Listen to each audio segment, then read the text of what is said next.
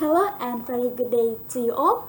We are from Group 9. Today we would like to present to you our discussion about Solar World case study. But first of all, let me introduce our group members. First, my name is Dewi Sulma. My matric number is 252079. Second is Salam Muhammad Abdis with his matric number 251978, and third is Satrio Ivan Nandi. His matric number is 252085. Next is Azizi Apikrio. His matric number is 252093. And the next is Handika Yuda Fitra.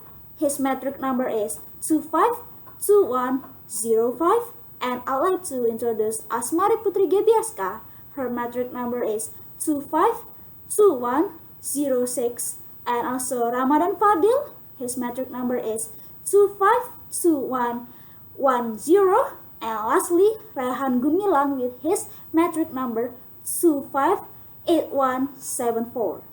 Without any further ado, let us begin our presentation today. Hope you all enjoy it. Thank you. Hello, so I'm Satrio Ivanandi. My matric number is 252085. So my question would be, how would you characterize the competition in this industry? So in terms of the competition in a bigger picture, in overall industry of solar panel itself, so US itself keeps being a significant exporter of solar products with the net export of 1.9 billion. So US solar product, as we know, like the product segment itself is also remain positive with China with number of 247 million until 540 million US dollar. But in terms of the trading, China remains being US biggest partner of solar energy related exporting SIM as they keep maintaining the positive trader balance together. However, similar like US does have China government sees a chance of product growth of solar energy itself, but China has a lot of investment in counting of 10 billion of dollars, but because it's all about their institutional advantage in China, and moreover in China the bank there planned amount like 30 billion in low-cost loans to the solar energy companies or the producer itself in China. But sometimes for people, this is called as predatory financing. It means that the loan seems unfair, deceptive, or fraudulent for the loanee itself. So for example, if they are late paying the loan, so the loaner of the bank will charge them high with the high rate of the fee. The US itself, they have set the anti-dumping policy, and it seems again the Chinese market, especially for the solar panel and the one other product manufactured by China. And China itself is also keep being target and accused by the world market. Even the US market itself keeps accusing China with the anti-dumping policy established by the one of the superpower country in the world right now, like especially for United States. And this policy claims the country is using some conditions as unfair advantage or government funding to drive out their competitor in the market. Solar world itself, the competition is quite tight since China is one country that may imitate their competitor products, and especially for solar world products. But moreover, China has the strategy already to drive their product in the competitive market, like for example for the solar world as their competitor. But for solar world itself, their organizational structure is already impressive because of their long history, and also like solar world has their advantage in the anti-dumping policy in the US and also to the constituent and the law market itself. Eventually, in the last 3 years back during Barack Obama's presidency, the US government facilitated the solar power producer and an excellent opportunity to push the green energy and the solar power producer to got a more huge reward of it. But in contrast, solar power in the US global market share decreased from 50 to 6%. Meanwhile, China successfully obtained 50% in global market, and importation to US grew up to 30%, which is very contrast. Assalamualaikum warahmatullahi wabarakatuh. So my name is Afik Rio Azizi and my matric number is 252093. So for the next point, I will answer the second question, which is what resources and capabilities underpin SolarWorld's competitive advantage? The competitive advantage of SolarWorld is their value, rarity, immutability, and their organization, or what we call with VRIO. For the first one of their competitive advantage is the opportunities for additional focus and revenue generation that can enhance their value. For instance, they have a new technology development and fully integrated. They have a technology to increase their value, which is solar energy. Solar energy is a 100% renewable form of energy that is generated by radiant sunlight. It is a secondary energy source categorized alongside wind, oceans, wave power, hydroelectricity, and biomass. And also, they exploited their value through bundling their products and services such as SolarWorks dual-purpose solar carports. And for the next one is they have a strong structure and experience management. SolarWorks have a long history in solar industry, and the experience gained from operation through multiple business cycles. SolarWorks built a business that have activities to research, development, production, and marketing their product for solar power generation as well as the installation of complete solar world stations.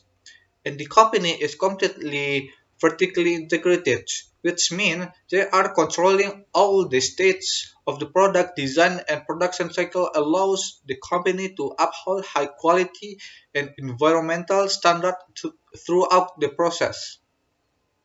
And the last one of their competitive advantage is Solar have other strong product segment that provide advantage in the area of rarity, including polysilicon. Polysilicon is a very specialized product and requires a considerable times and capital to establish the production of facility. Polysilicon is the supporting the photovoltaic technology that manufacturing for power generation. And also, SolarWorld also acquired Hillsboro plant that expected to ramp up the production of SolarWorld. And maybe that's all the point from the competitive advantage of SolarWorks. And for the next part, we'll explain with my friends. Thank you and Assalamualaikum warahmatullahi wabarakatuh. My name is Raihan Gumilang, magic number 258174. So I will continue to the next part of the question number 2. Why is such advantage eroding? Refer to the case study, China's are catching up, imitating solar world easily. As we know, the USA they start to develop in the beginning for the green energy provider of solar panel. With a billions of tax dollar they invest in the green energy, the USA solar power industry a huge upward boost.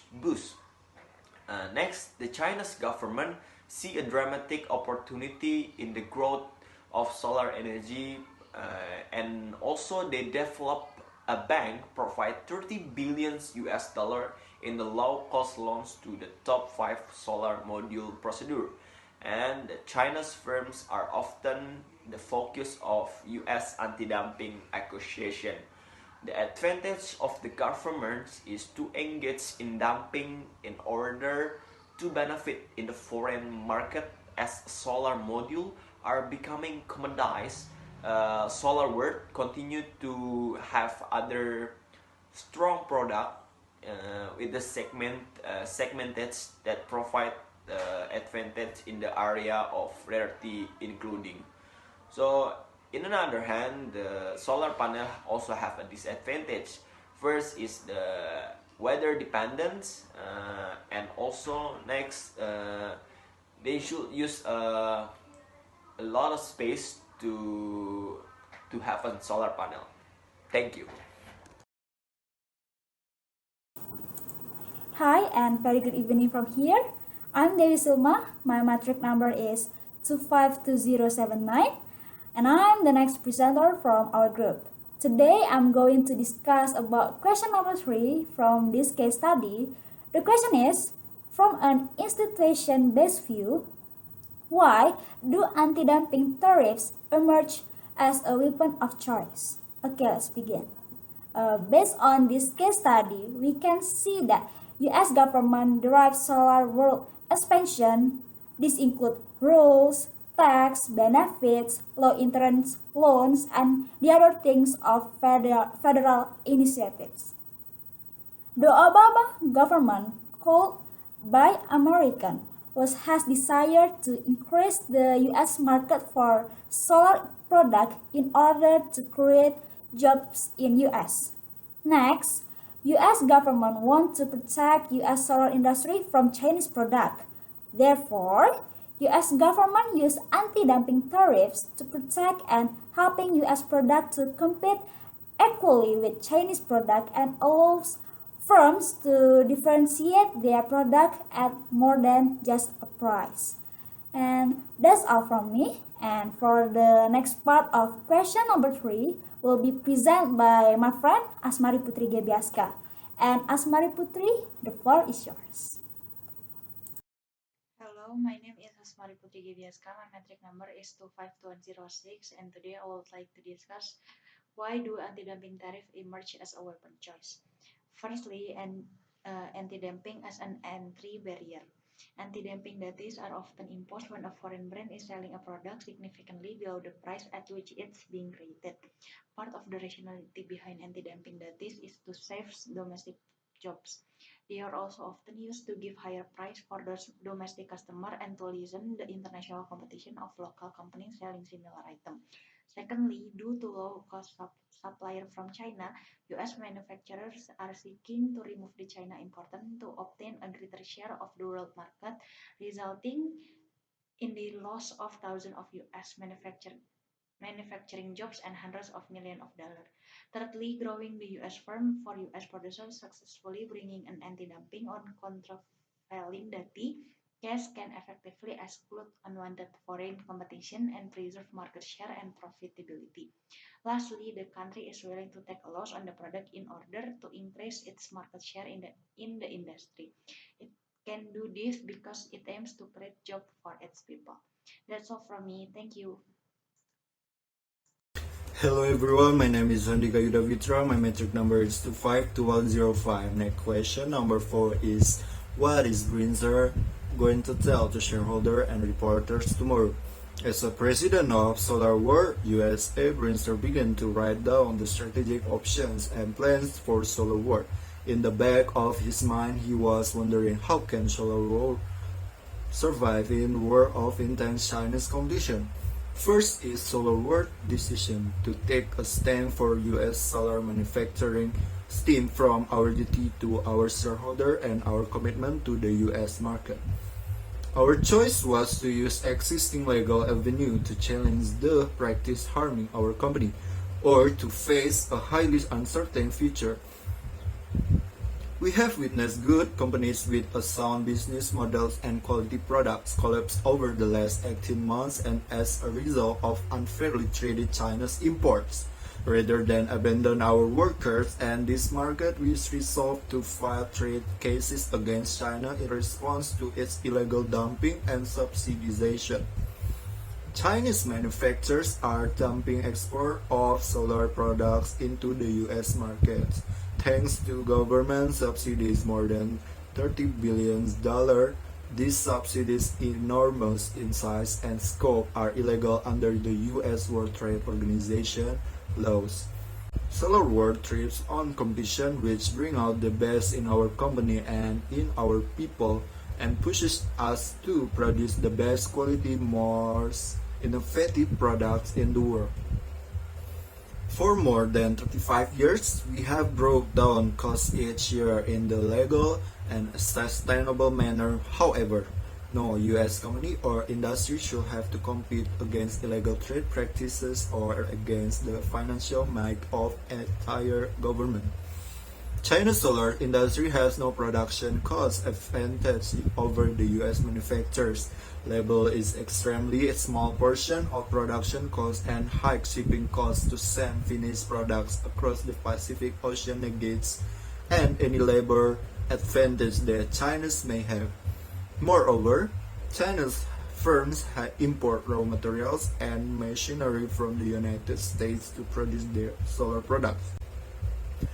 We conclude that it was incumbent on solar world to hold China accountable by applying the clear standard established by US and international laws that China has agreed to follow. As President Obama said to the Chinese at a recent summit, is enough is enough.